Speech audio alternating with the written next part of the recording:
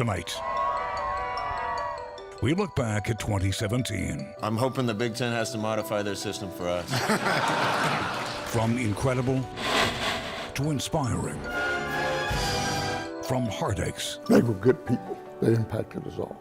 To heartwarming. These are the big local stories of the year based on our viewers. You should put a gun in your mouth and blow your own freaking brains out. 6 News 2017 Rewind. Here now, Brian Mastre reporting from downtown Omaha. Happy New Year, everyone. With 2017 in the books, we thought it would be a good time to look back at the most important and memorable stories from the past year based on you, the viewer. These are some of the most shared, most commented stories on 6 News, our Facebook page, and WOWT.com. And we begin with a jail escape and a family in mourning. In May, a struggle at the Pottawatomie County Jail. Inmate Wesley Correa Carminati somehow got a key and unlocked his handcuffs while being transported from the courthouse. He surprised the deputy by coming at him with a shank in the sally port. Correa Carminati knew the deputies kept their guns in the front of the van. He grabbed one and shot Deputy Mark Burbridge, killing him instantly. He then turned the gun on Deputy Pat Morgan and shot him too. Morgan survived. The inmate busted through the garage doors for his escape. After shooting an innocent bystander in a failed carjacking, at a chase from Council Bluffs into Omaha, driver in the car! Come out the car with your hands up! The suspect at gunpoint was eventually captured. Thousands of people lined the streets and turned out to honor fallen hero Mark Burbridge. Weeks later, the escapee was sentenced to life. 20 years ago, Nebraska football won its last national championship. Since then, there hasn't been much to celebrate. 2017, more disappointment, and then major changes. The former college quarterback and Wood River, Nebraska native who led Nebraska to a national championship decided to come back home, this time as head coach. Scott Frost had turned around Central Florida's program. In 2 years, it went from no wins to this year's regular season of being unbeaten. Frost takes over for Mike Riley, who was fired. Nebraska won just 4 games in 2017. In a true sign of the times, 2 people of interest in a missing person case decide to go on social media to give their side. I've never killed anyone in my life. Aubrey Trail I didn't have anything to do with this. and Bailey Boswell posted the videos proclaiming their innocence in the disappearance of 24-year-old Sydney Loof. Loof's body was found 3 weeks later. Investigators are still working the case. Trail and Boswell are 2 people believed to be the last to see Loof alive. They're in jail on unrelated charges. A heartbreaking story in Omaha the day after Christmas. A man accused of murdering his parents and 18-year-old niece. Investigators caught John Dalton Jr. the next day in Tennessee, same place he ran 20 years ago after killing his wife. We found out a lot more about how the system works in 2017 as Nebraska finally allowed cameras in the courtroom on a more regular basis. Murder first degree, a class 1 felony, death. In May, our cameras captured the moment when Nico Jenkins learned a 3-judge panel sentenced him to die for killing 4 people just days after being released from prison in 2013. One of the victim's family members told us it's time for her to heal and that she never wants to step foot in the courthouse ever again. From spree killer to serial killer, while Anthony Garcia was found guilty in 2016 of killing 4 people, 5 years apart in a plot to get revenge for being kicked out of the Creighton pathology program, he is yet to be sentenced. His Chicago attorneys are no longer on the case, so a commission of statewide public defenders will handle the next phase. We'll find out if Garcia gets the death penalty in March. 2 of our more shared stories from 2017 actually came together for a Christmas surprise. Get a couple reps and then we're going to let go of the rail. Every day in this country, people push their limits in rehab. You have 2 more in you? Yes. Trying to get back to what they used to be before the accident or illness. Okay, and squeeze. I'm told that I have a 40% chance to live. A year ago, John Abkus of Omaha broke his neck on vacation in Mexico when a wave slammed him face first into a beach. It's just such an amazing just recovery. I just can't explain it. When you pick up that first peg, I'm ready to go. At times, while working with therapists at Madonna Rehab, he crossed paths with another patient, Hannah Matthew. I'm shocked at, the muscle I lost. A mystery illness had turned the Elkhorn dance teacher into a shell of herself. 1, 2, 3. We caught up to her last spring. At her worst, Hannah Matthews' heart operated at 20%. Breathing was difficult, and she lost 40 pounds. The 4 months I was in the hospital, I pretty much cried every single day. She spent her second wedding anniversary in the hospital cafeteria. Look at her today. I'm just so blessed, and I'm excited about it every day. This Christmas, both Hannah Matthew and John Apkiss are counting their blessings the best way they know how, by spreading their faith. This church really did a lot for me. The two are taking part in Westside Church's annual Christmas pageant. God saved me for a reason. John Apkiss, playing the role of matchmaker in the program, walked out with Hannah's real-life husband. And for a woman who prayed she would one day dance again, took Connor's hand and danced. To think of where I was at last year, and now here I am, dancing, it's just crazy. I'm so grateful. A Christmas gift they needed to share with others as they celebrate living. Next, a rare event turns into a tourism triumph. Seconds after we got in the storage room, you could hear that it hit the house. Tornado in Bellevue will look back at the year in weather. Seeing someone like him in his capacity walking around the vendor booths. Facebook's founder, what was he doing in town? You enjoy your life before somebody kills you. Plus, death threats against an Omaha-based college basketball referee and how he responded. When 2017 Rewind, a 6 News special, continues.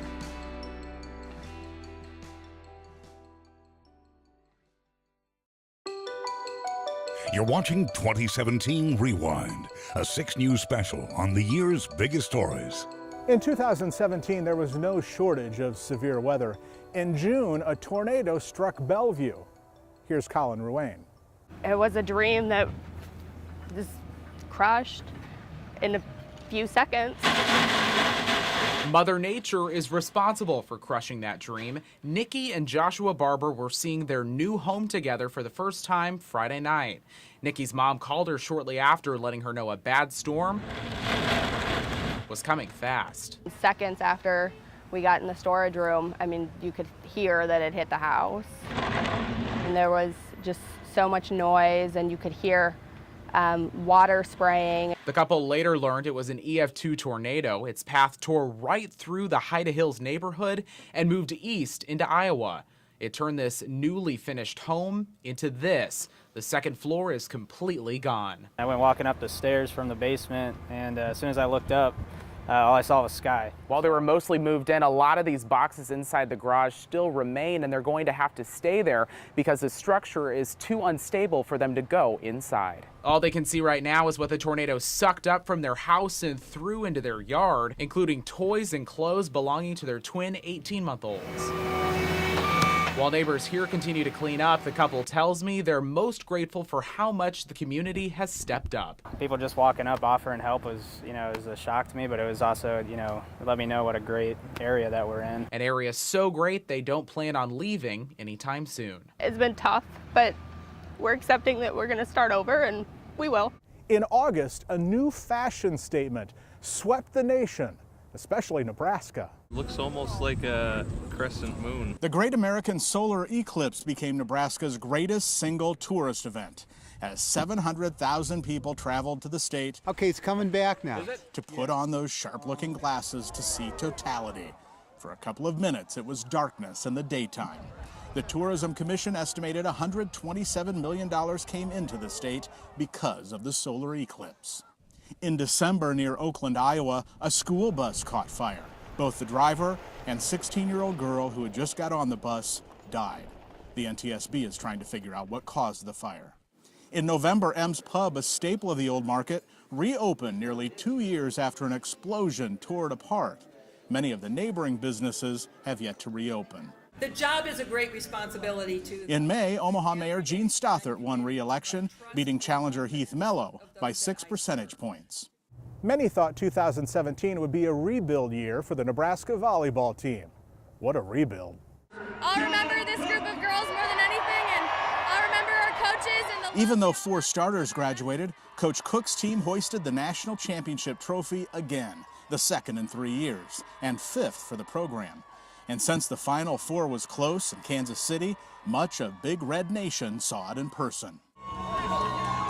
In August, Terrence Bud Crawford did something that had only happened twice before in the boxing world. He now holds 4 title belts and was named ESPN's Fighter of the Year. Crawford's planning to move up a division and fight in Las Vegas this spring. Next, a man dies in Omaha police custody and officers face criminal charges. An airport shooting in Florida puts a number of people from the metro in harm's way. When 2017 Rewind, a 6 News special, returns. We continue with a look back at the big local stories of 2017. This next one was shared more than 500,000 times. Here's Mallory Maddox. Squeakers. Meet Henley, or Squeakers as her parents lovingly call her. She was a secret. To understand why Lindsay and Brian Vargas kept this precious baby a secret, you have to go back 13 years. I can't give up. I just can't.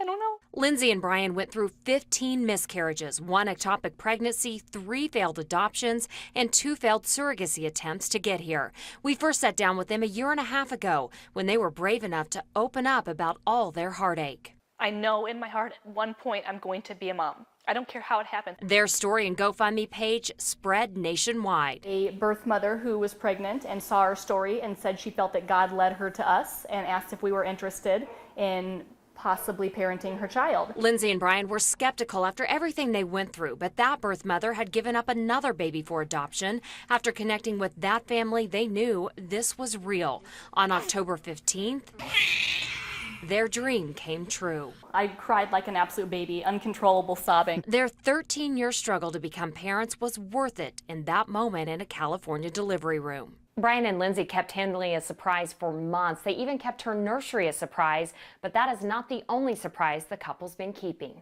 Hi, Kelly and Lindsay checking in, and we just had our first ultrasound, and I don't know if you can see that, but there's 2!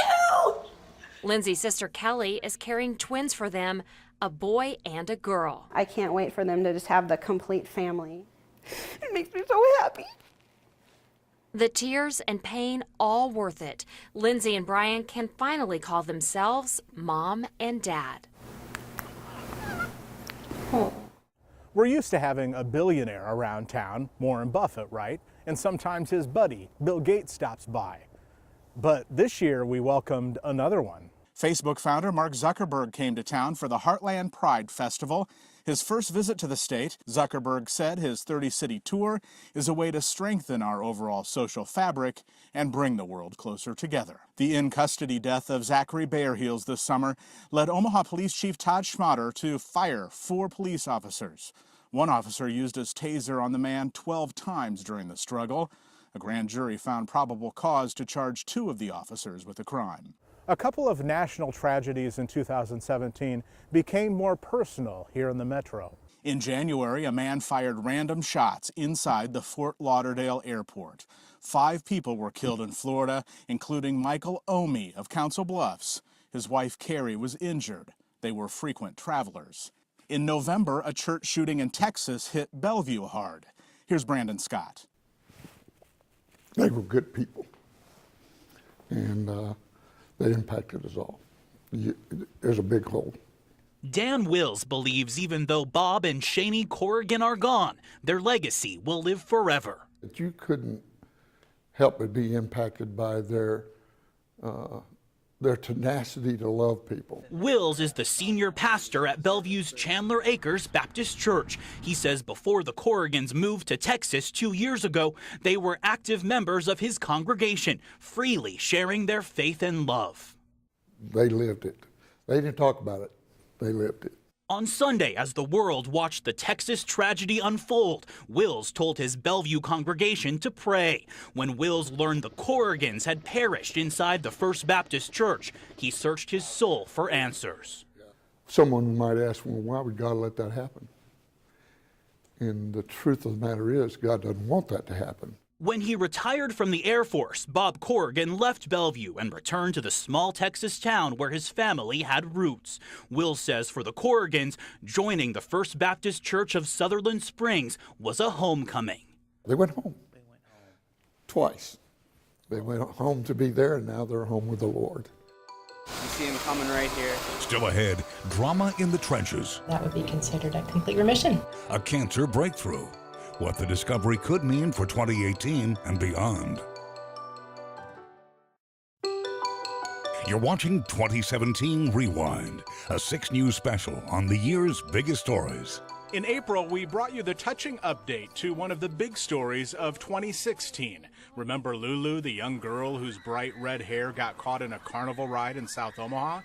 After numerous surgeries and skin grafts, the brave 12-year-old shared her recovery with 6 News. I loved my hair. It was extremely rare. And now I can actually pull my hair up into a ponytail. My scars don't define me. Nobody's scars should define them.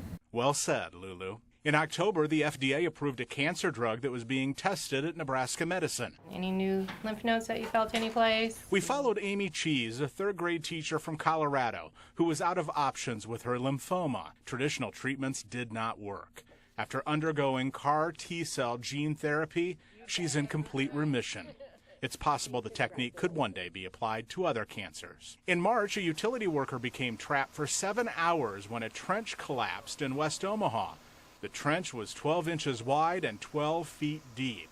It was dangerous for rescue crews. An Omaha firefighter later told us, quote, "Make no mistake that every person who went into that trench was risking their life to get the guy out of there." And they did. No doubt, fans often take sports too seriously.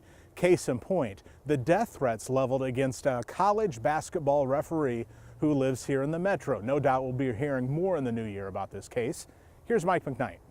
Out of 800 vulgar voice messages believed left by Kentucky fans at the office of referee John Higgins, 7 are classified a threat. Just because it's their team doesn't give them the right to threaten somebody's life.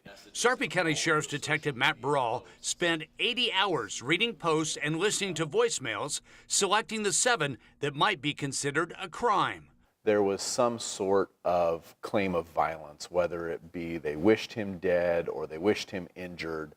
Laced with obscenities, the 7 voice messages need extensive editing, but clearly seek harm on referee John Higgins. You should put a gun in your mouth and blow your own freaking brains out. If I ever see you in person, I'm going to smack the taste out your freaking mouth.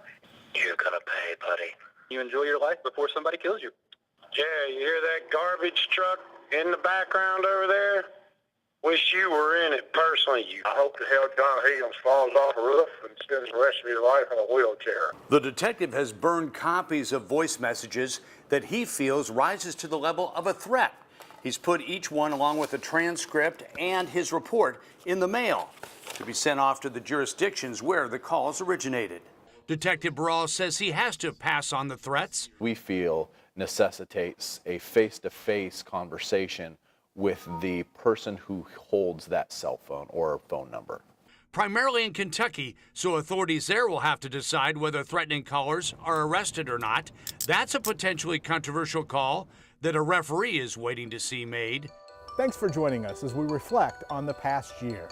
Here's to you and your family and a prosperous 2018. Good night.